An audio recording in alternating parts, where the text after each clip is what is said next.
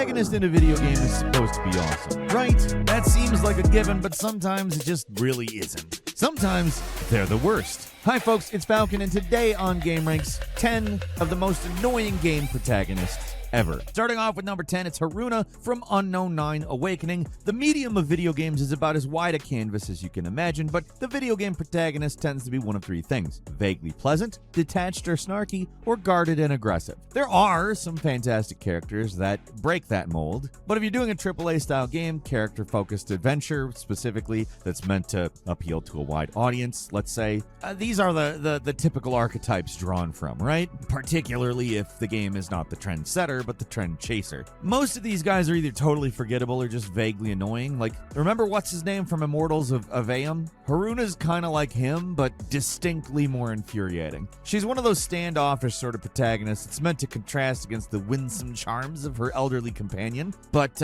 neither character comes off that well. The old guy's overly familiar, and she is needlessly dismissive. It all kind of congeals into a sludge that I would characterize as unbearable. Is this on the other side? Silent type, huh? I can do that.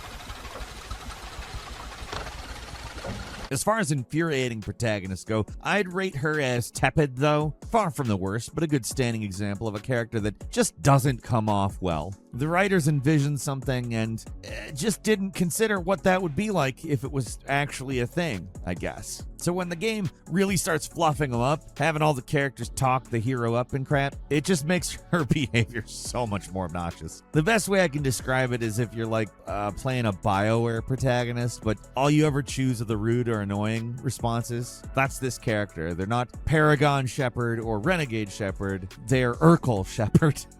Yeah, enjoy that incredibly current reference. That's what you get here at Game Ranks. Yeah. Salute. Look, Luther, I appreciate the sentiment, but I don't need company or a chaperone. Fair enough.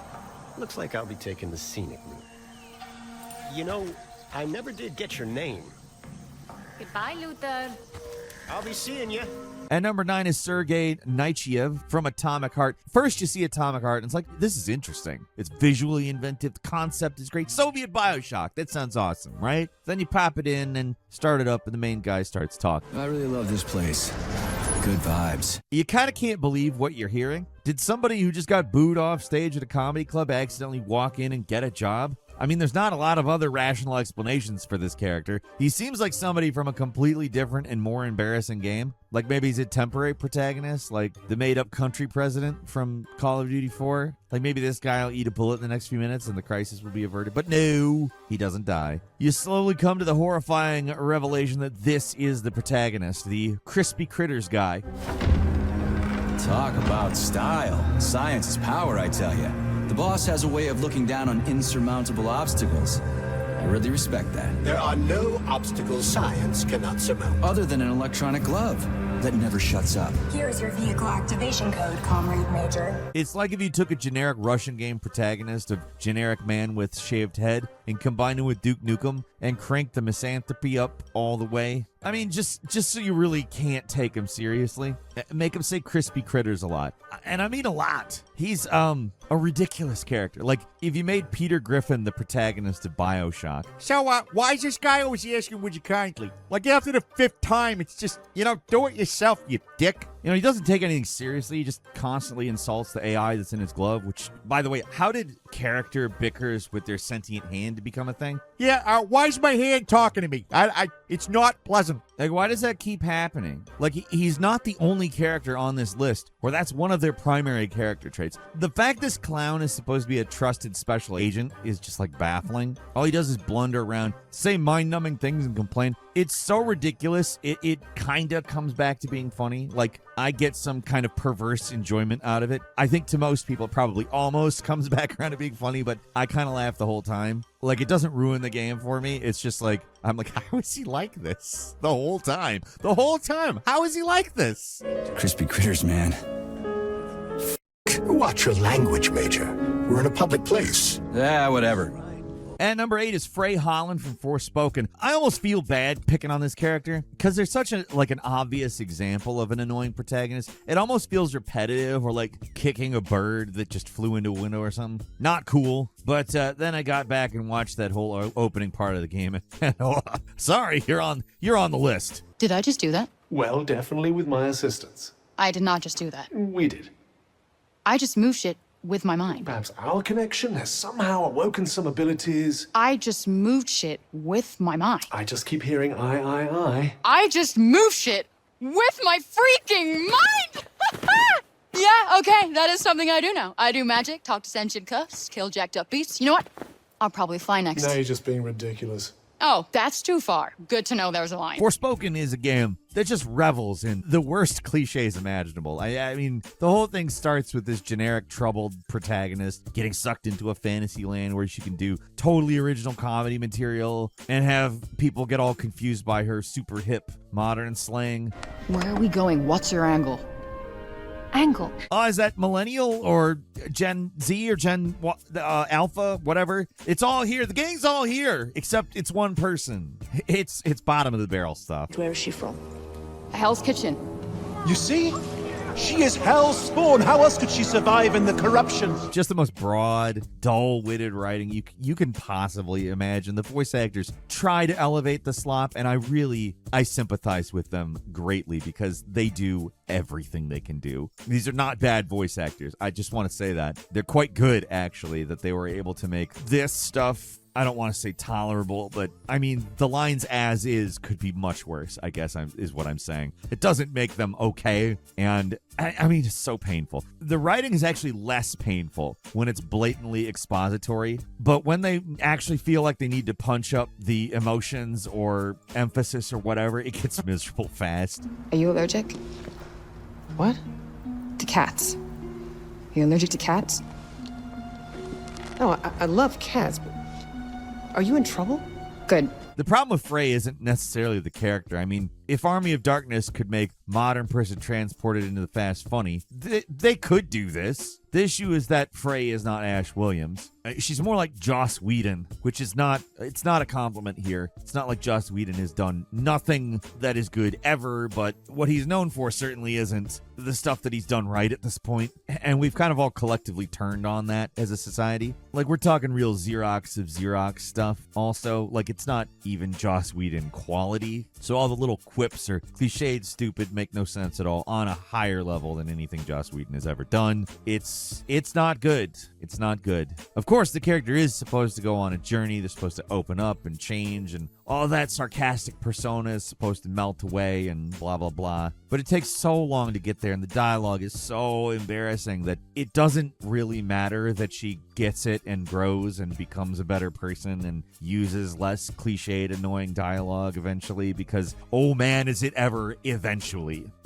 At number 7 is Aiden Pierce from Watch Dogs. The thing about video game writing is that as gamers, we have come to accept some level of bad writing. It's just the way things are. A lot of people exaggerate just how bad video game writing is. I mean, have you watched any TV or movies lately? They're not significantly better. But still, the baseline we're looking at is it's bad. It's not good. Like when the writing in a game is good, it feels like the best thing that's ever happened. Just automatically by, grading on the curve that is video game writing. But on the flip side, in order to truly stand out, something's got to be particularly awful. I'm saying all that to say that Aiden Pierce has stood the test of time, not as a memorable character, but as a memorably bad character. What makes him different is that he's not really quippy. He doesn't joke around or try to endear you. He's mostly just kind of a blank, generic Ubisoft protagonist. Very wooden, not really notable in any way, but with the added bonus of looking like a real dweeb in his iconic hat and jacket. That's what makes this guy so annoying. He's just trying so hard to be cool. Like, in certain ways, he's like the opposite of what we generally take dumps on as annoying writing. He's kind of sparse. He doesn't try to play things up too much, but it's just too far in the other way. He's trying to be too cool for school. It's like some guy in a leather jacket and sunglasses pulled up on a motorcycle. But although that sounds cool, imagine that person is a middle-aged uncle who's actually kind of emo.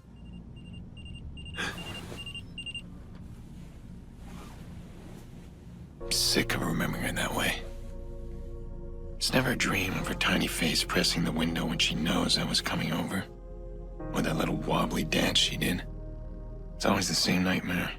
One thing Aiden is generally criticized for is that he's a big asshole who's ruining people's lives and constantly tries to justify it. Now, I'm going halfway to defend him here because I think, and I emphasize think here, it's supposed to be intentional. He's supposed to be a Walter White type tragic protagonist who ends up pushing everyone away inadvertently. The difference is that Walter White is a complex character and Aiden Pierce is an underwritten character. There's really just nothing to root for with him. He's got no personality. He might as well be a silent protagonist, and in all seriousness, that would have made the game better. Him doing what the mission givers say without comment would have definitely been my choice versus this. I don't think the game is bad, and I don't think that he ruins the game, but I certainly think that them not even trying at all with this would have been better. Like, the game keeps trying to sell us as this troubled and deep guy, but he's really just kind of a boring asshole who probably previously was hanging out on the couch a lot and doesn't talk to people much, and, you know, there's a reason for it.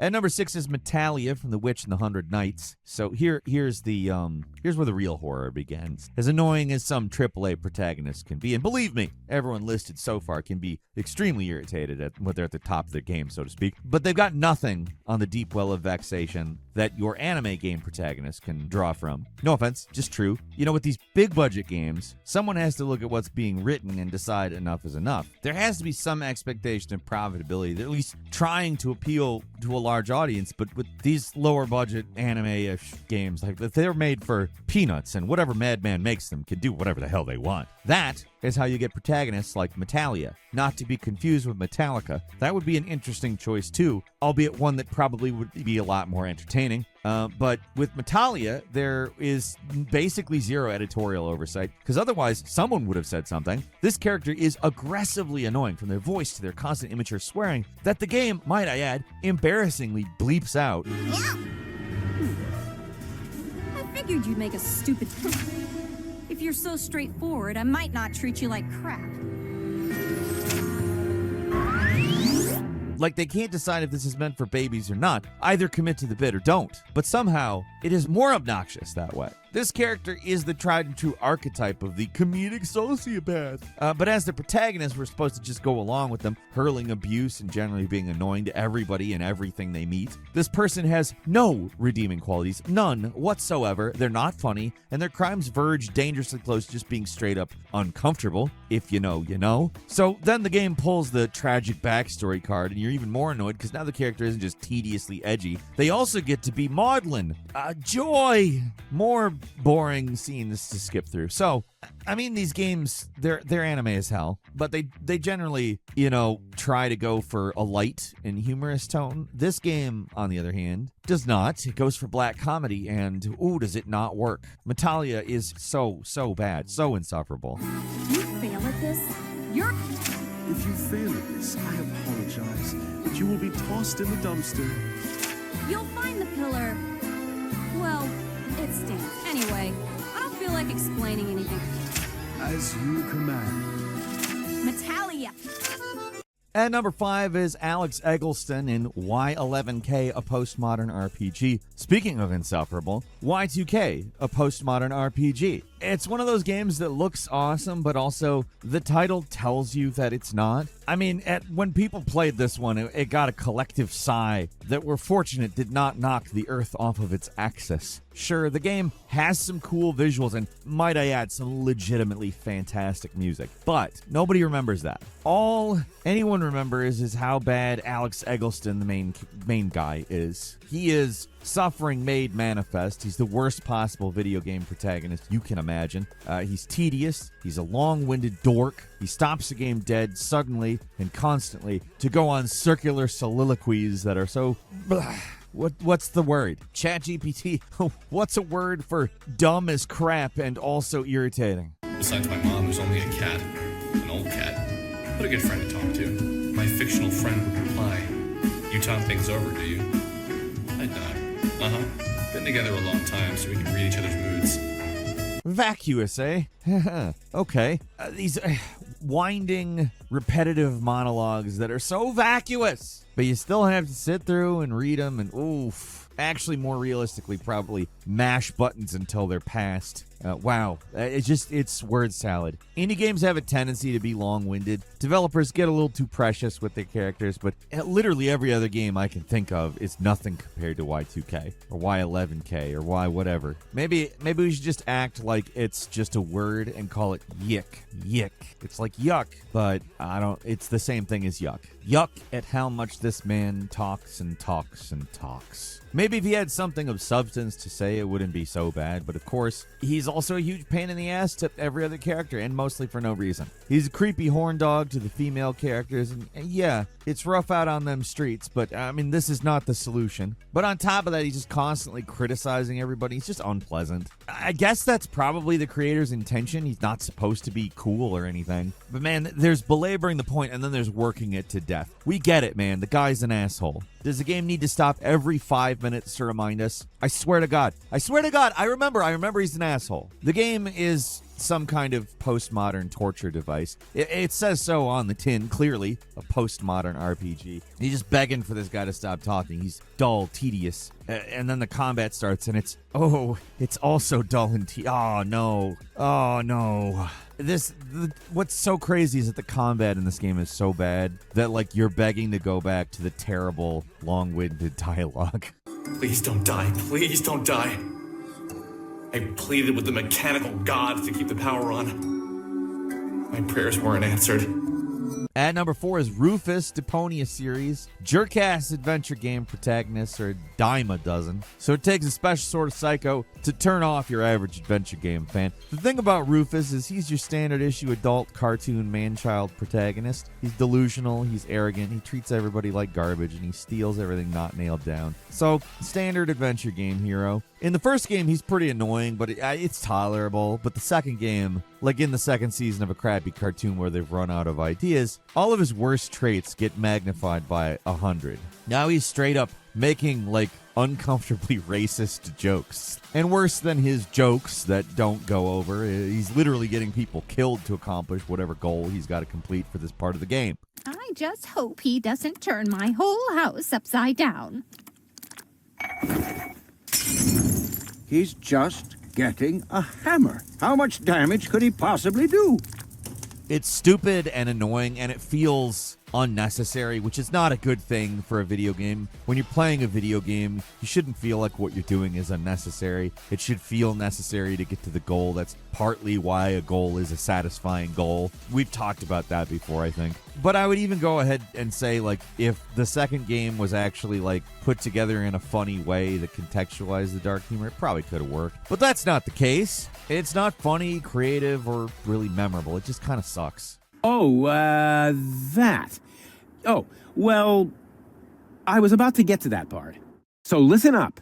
Da, da, da, da, da, da, da, da. At number 3 is Jack Fremont of Fox Hunt. If you grew up in the 90s and early 2000s, you probably knew a guy who really thought he was going to be the next Jim Carrey. He thought he was really funny, and the thing about him was, he wasn't. That's Fox Hunt. This FMV game, like seeing it in 2024, it's more a collection of cursed images than it is a game. All from the most pathetic era of gaming, where some people really thought FMV was the future of video games. It was not, and for a lot of reasons, many of which are that most of them were awful. You play as Jack Fremont, and I'm sure we've all seen an instance where the word man-child has been lobbed around carelessly, and people who aren't one are called it. That's not the case here. Jack is incapable of stringing together a sentence without making some stupid sentence or doing something loathsome. Hey, little fishy.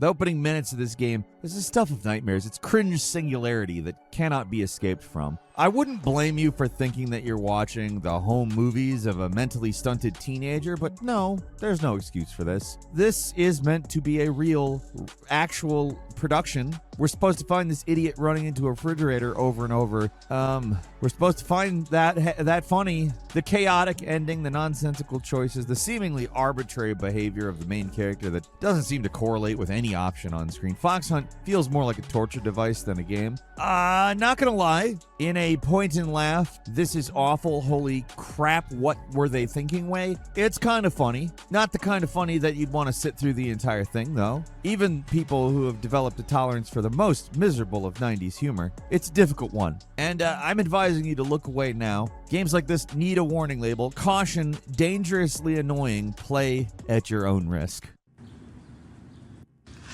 I'm hungry!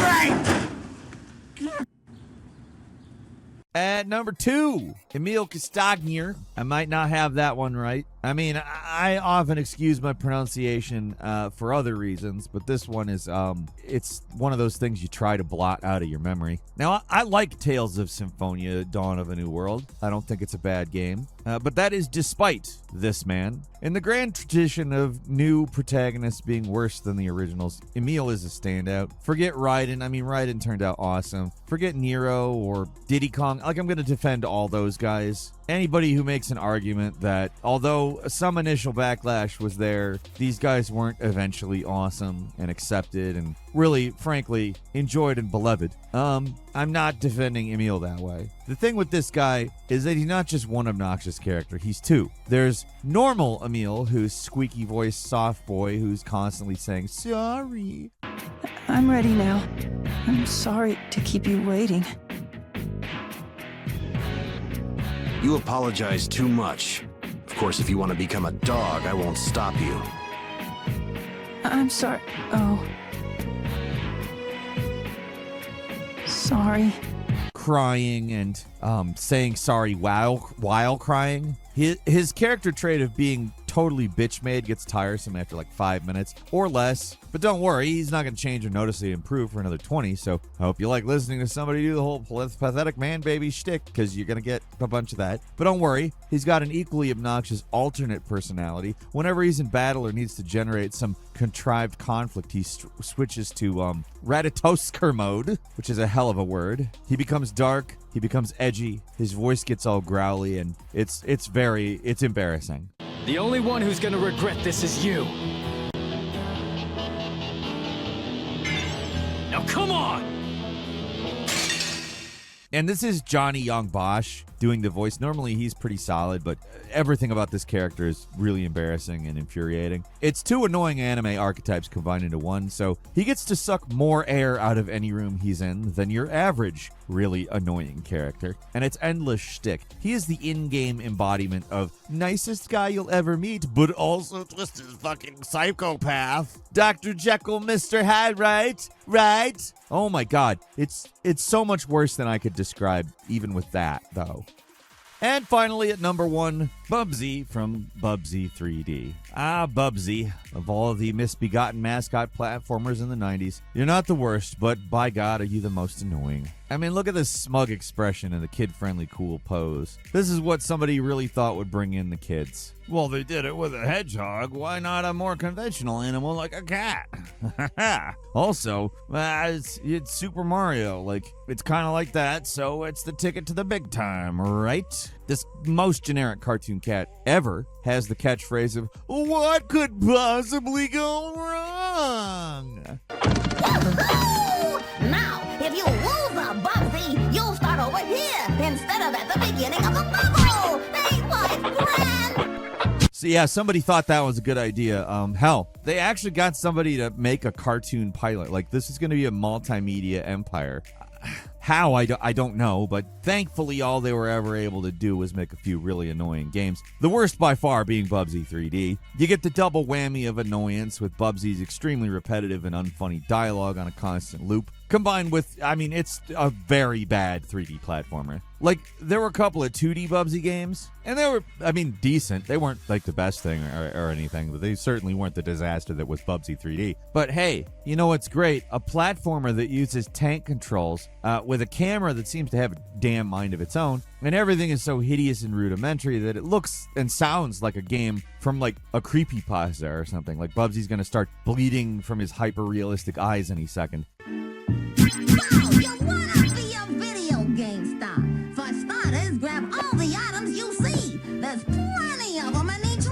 Bubsy doesn't even talk that much in Bubsy 3D, and I just want to wring his focus group approved cartoon neck. His existence is just so annoying that he doesn't even have to do that much to be the most annoying video game protagonist of all time. Look at him. If there was a picture for annoying in the dictionary, he'd be right there.